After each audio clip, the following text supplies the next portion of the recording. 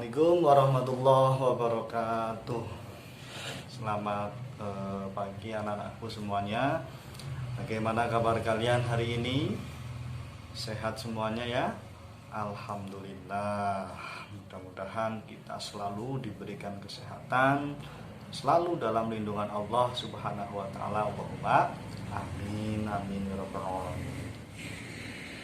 Baik, Pak Guru sampaikan kembali untuk kalian bahwa kita meskipun sekarang sudah dapat berangkat ke sekolah dengan tatap muka, belajar tatap muka, tapi bukan berarti virus coronanya itu sudah pergi jauh, sudah hilang semuanya. Masih ada, kalian lihat di media-media ya, di televisi itu masih banyak yang terkena virus corona. Makanya Pak Guru sampaikan, kebersihan tetap harus kita jaga ya, yaitu dengan cara mencuci tangan, memakai masker, jangan berkerumun dan lain sebagainya ya. Pokoknya intinya kita jaga kesehatan supaya kita itu dapat melakukan kegiatan atau aktivitas kita sehari-hari. Oke, Pak Guru sampaikan untuk pertemuan kali ini, setelah kemarin kita sudah belajar surah Al-Ikhlas, yaitu membaca surah Al-Ikhlas dengan baik, dengan tartil, dengan fasih. Ya, sekarang kita akan belajar tentang materi surah Al-Ikhlas pada mata pelajaran Quran Hadis, yaitu menerjemahkan atau mengartikan surah Al-Ikhlas. Setelah nanti kita belajar menerjemahkan, mengartikan, kita udah bisa, kemudian kita nanti juga akan belajar memahami isi kandungan dari surah Al-Ikhlas. Guru sampaikan terlebih dahulu untuk tujuan pembelajaran pada kali ini, untuk apa belajar menerjemahkan atau mengartikan surah Al-Ikhlas, kemudian memahami isi kandungan Al-Ikhlas. Itu tujuannya yang pertama, nanti setelah belajar di sini atau kegiatan pembelajaran kali ini, kalian nanti diharapkan mampu mengartikan surah Al-Ikhlas dengan baik. Jadi ayat itu ada artinya. Artinya apa? Nanti kita belajar bersama. Artinya maksudnya dalam bahasa Indonesia. Jadi yang namanya menerjemahkan surat itu kan, surat kan bahasanya itu bahasa Arab. Makanya kita artikan biar paham, biar mengerti, itu ke bahasa Indonesia, ke bahasa kita sehari-hari. Nah, setelah itu Pak Guru juga harapkan nanti setelah belajar pada kali ini, kalian juga dapat menjelaskan isi kandungan dari surah Al-Ikhlas ya. Jadi setiap surah itu ada isi kandungannya. Isi kandungan siapa Pak Guru? Isi kandungan itu inti dari surat tersebut ya. Ada tujuannya di situ, untuk apa suratnya. Terus kemudian ada hikmahnya di situ, apa maknanya, makna yang terkandung dalam surah Al-Ikhlas ya. Sebelum kita memulai pembelajaran pada kali ini, kita berdoa terlebih dahulu ya. Berdoa bersama-sama. Berdoa mulai. Bismillahirrahmanirrahim. Raditu billahi robba wa bil islami dina wa bi muhammadin nabiyya wa rasula. Rabbi zidni ilma warzuqni fahma. Amin. Baik, untuk pembelajaran kali ini Pak Guru sudah sampaikan tadi, yaitu menerjemahkan surah Al-Ikhlas dan juga memahami isi kandungan dari surah Al-Ikhlas. Sebelumnya, ayo, kemarin sudah menghafalkan surah Al-Ikhlas atau belum? Sudah hafal semuanya atau belum? Bagaimana? Sudah hafal semuanya? Alhamdulillahirabbil alamin ya. Nah, kalau sudah hafal semuanya, mari kita baca bersama-sama surah Al-Ikhlas terlebih dahulu. A'udzubillahi minasyaitonirrajim. Bismillahirrahmanirrahim. Qul huwallahu ahad. Allahus somad. Lam yalid walam yulad walam yakul lahu kufuwan ahad. Shadaqallahul azim. Baik, alhamdulillah kalian sudah bisa menghafal surah Al-Ikhlas dengan tartil, dengan fasih. Kenapa Pak Guru tadi bacanya kok ahad, somad, yulad? Itu termasuk bacaan qalqalah. Qalqalah itu apa Pak Guru? Qalqalah itu pantulan. Nanti kita akan belajar tentang hukum bacaan qalqalah di pertemuan berikutnya. Sekarang kita fokus dulu belajar mengartikan atau menerjemahkan surah Al-Ikhlas ya. Sebelumnya Pak Guru nanti contohkan bagaimana menerjemahkan surah Al-Ikhlas itu dengan baik. Yang pertama, kalian lakukannya itu seperti menghafal ayatnya ya. Dihafalkan satu persatu terlebih dahulu ya. Oke, Pak Guru contohkan ya. Bismillahirrahmanirrahim. Qul huwallahu ahad.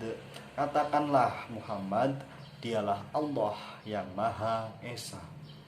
Allahus somad. Allah tempat meminta segala sesuatu. Lam yalid wa lam yulad. Allah tiada beranak dan tidak pula diperanakan. Walam yakul lahu kufuwan ahad. Dan tidak ada sesuatu setara dengan dia. Dengan dia Allah maksudnya ya. Itu Pak Guru contohkan untuk cara menerjemahkannya, yaitu dengan cara membaca ayatnya yang berbahasa Arab, kemudian kalian baca artinya atau menghafalkan artinya dari ayat 1 sampai ayat keempat. Untuk apa menerjemahkannya? Karena kita nanti juga akan belajar untuk memahami isi kandungan dari surah Al-Ikhlas. Makanya kita harus tahu dulu artinya. Arti dari surah Al-Ikhlas itu apa saja per ayatnya artinya. Kemudian nanti baru kita bisa memahami isi kandungannya. Baik. Nah, sekarang Pak Guru kasih waktu untuk kalian menghafalkan terjemahan dari surah Al-Ikhlas itu sendiri. Tentunya dengan cara yang Pak Guru sampaikan tadi. Kalian bisa bekerja sama dengan teman kalian ya, yang teman kalian menyimak, kalian menghafalkan. Nanti kalau udah hafal bergantian semacam itu ya. Silahkan Pak Guru kasih waktu 20 menit untuk menghafalkan terjemahan atau arti dari surah Al-Ikhlas ya. Silahkan, jangan menerjemahkan sendiri-sendiri. Teman sebantu kalian bisa membantu biar lebih cepat. Teman kalian menyimak, kalian menghafalkan. Nanti sebaliknya semacam itu. Silahkan dihafalkan ya. Waktunya sudah lebih dari 20 menit. Sekarang Pak Guru ingin dari kalian mencoba membacakan surah Al-Ikhlas, baik ayatnya dan juga terjemahannya. Kalian nanti Pak Guru tunjuk ya untuk maju ke depan. Coba dihafalkan, dibacakan dan juga terjemahannya ya. Pak Guru tunjuk, coba Pak Guru pengen mulai dari yang laki-laki dulu. Yo, yang laki-laki. Aufar coba ya. Aufar maju membacakan surah Al-Ikhlas dan terjemahannya. Oh maaf, bukan membacakan tapi menghafalkan. Silahkan maju Aufar sini ya. Ya, bagus sekali ya Aufar, alhamdulillah sudah bisa menghafal terjemahan dari surah Al-Ikhlas. Sekarang selanjutnya coba yang perempuan, ayo yang perempuan. Siapa ya kira-kira? Yang perempuan coba Ayu. Ya, Ayu maju ke depan coba. Seperti tadi yang Aufar lakukan ya. Silakan maju. Alhamdulillah kita sudah bisa menerjemahkan surah Al-Ikhlas dengan baik. Seperti yang Pak Guru tadi awal sampaikan, setelah kita belajar mengartikan atau menerjemahkan, kita sekarang belajar memahami isi kandungan dari surah Al-Ikhlas ya. Isi kandungan dari surah Al-Ikhlas itu apa saja? Nanti Pak Guru sedikit menjelaskan, kalian mendengarkan, kemudian nanti kalian bisa menjelaskan isi kandungan dari surah Al-Ikhlas yang telah Pak Guru jelaskan tadi ya. Baik, sebelum kita memahami isi kandungan dari surah Al-Ikhlas, Pak Guru akan coba berikan pengetahuan terlebih dahulu tentang identitas surah Al-Ikhlas ya. Surah Al-Ikhlas itu ayatnya ada berapa? Ada 4 ya. Surah Al-Ikhlas itu terdiri dari 4 ayat ya. Kemudian surah Al-Ikhlas itu termasuk golongan surah Makkiyah. Maksudnya apa Makkiyah? Karena diturunkannya di kota Mekah ya, diturunkan di kota Mekah, makanya dinamakan surah Makkiyah. Surah Al-Ikhlas itu merupakan urutan surah yang ke-112 ya. Dalam Al-Quran terletak pada urutan surah yang ke-112, diturunkan setelah surah An-Nas ya. Diturunkan setelah surah An-Nas. Kemudian surah Al-Ikhlas. Al-Ikhlas artinya itu adalah suci atau murni ya. Kemudian untuk isi pokoknya atau pokok kandungan dari surah Al-Ikhlas ya, diantaranya yaitu yang pertama di situ penegasan tentang kemurnian keesaan Allah Subhanahu wa taala dan menolak segala macam kemusyrikan.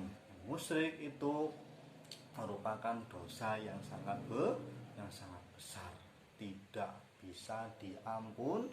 Ketiga, Allah itu tidak mempunyai anak.